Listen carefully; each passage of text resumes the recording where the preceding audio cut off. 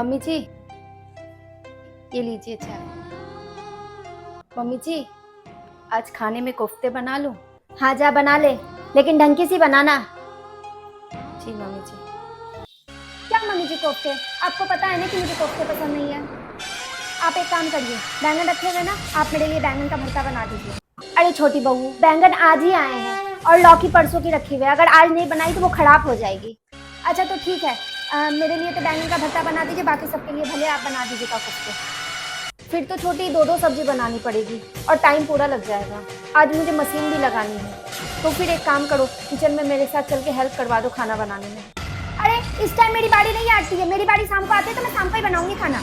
तो फिर ठीक है, बैंगन का भरता तुम ही बना लेना शाम को, मैं अभी कोफ्ते ही बना देती हूँ। अरे शाम को क्यों बनेगा बैंगन का भरता? मुझे खाना आज है, मुझे नहीं खाने कोफ्ते। आप मेरे लिए अभी बना के दीजिए बैंगन का भरता। वो इतना कह रही है तो बना दे, कितनी देर लगती है? मम्मी जी पूरा टाइम लग जाएगा। तू गुस्सा मत हो छोटी बहू, तू जाके दोनों सब्जी बना, समझ गई?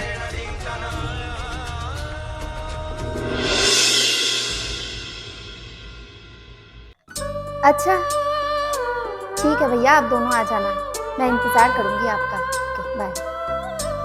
कौन आ रहा है जो इतनी खुश हो जा रही है? मेरे भैया भाभी आ रहे हैं मम्मी जी। क्यों?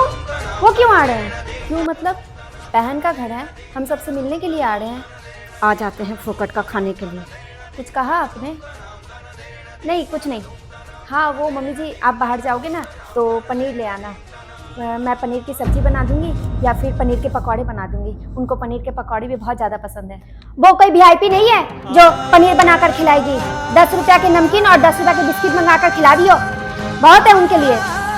क्यों मम्मी जी, जब छोटी के मम्मी पापा आए थे तो आपने तो काजू बादाम पिस्ता और पनीर भर भर के लेके आई थी, और जब मेरे भाई भाभी आ रहे हैं तो मैं उनको 10 रुपये की बिस्किट और 10 रुपये की नमकीन ला के खिला दूँ।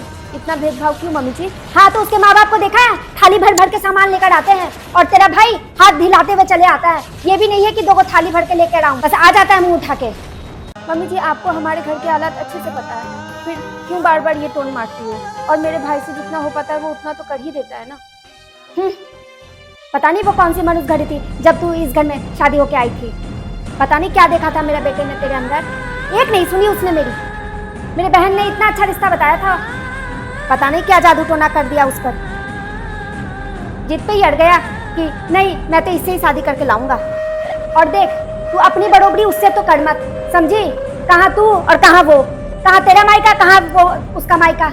कंगले खानदान की इज्जत पाने के लिए तो इज्जत वाले काम भी करने पड़ते हैं, समझी? सही कहा मम्मी जी, पर इसमें आपकी गलती नहीं है, गलती मेरी है जो मैं गरीब घर में पैदा हुई।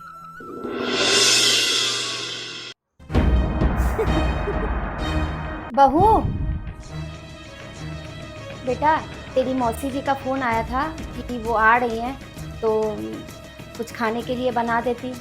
आपको तो पता है ना मम्मी जी बाहर कितनी गर्मी है, उससे ये नहीं बनता खाना पीना। इतनी मुश्किल से मैं किचन का काम खत्म करके आई हूँ अभी। आपके तो मम्मी जी रोज कोई ना कोई गेस्ट आए हुए रहते हैं, मुझसे नहीं होता ये खाना पीना बनाना। आप भाभी को बोल दीजिए। बड़ी बहू के भाई भाभी आने वाले थे तो मैंने उसको मना कर दिया पनीर लाने से, तो अब पता नहीं वो बनाएगी नहीं बनाएगी, चिढ़ जाएगी। अब ये आपकी प्रॉब्लम है, आप जानो आप कैसे भाभी को बोलोगे।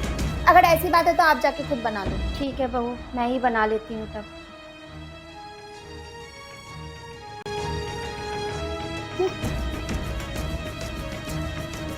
काम खत्म करके आके एसी में बैठी हूँ, मौसी जी आ रही है तो खाना बना। इन लोगों का तो लगा हुआ ही रहता है। तू आराम से मोबाइल देख और शरबत एंजॉय कर।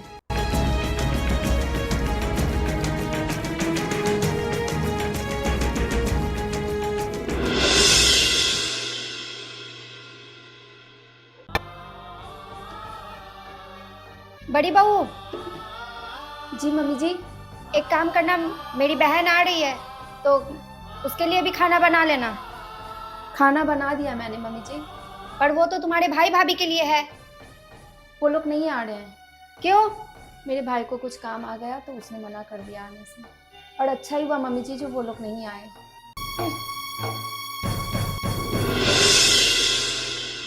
अरे जीजी, आपकी बहू खाने में तो पास हो गई, इतना स्वादिष्ट खाना बनाया।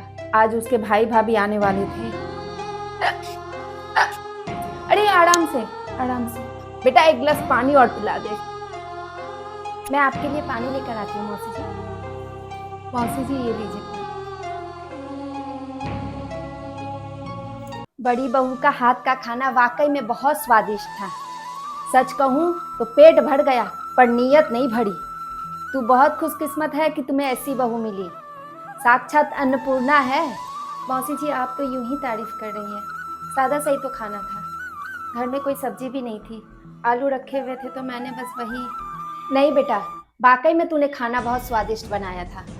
और वो कहते हैं ना कि अगर खाना अच्छे भाव से बनाया जाए तो वो भाव खाने में आ जाते हैं। और वैसे भी बेटा हमारे बड़े बूढ़े कह गए कि खाने का स्वाद बता देता है कि खाना किस भाव से बनाया गया है ना जीजी।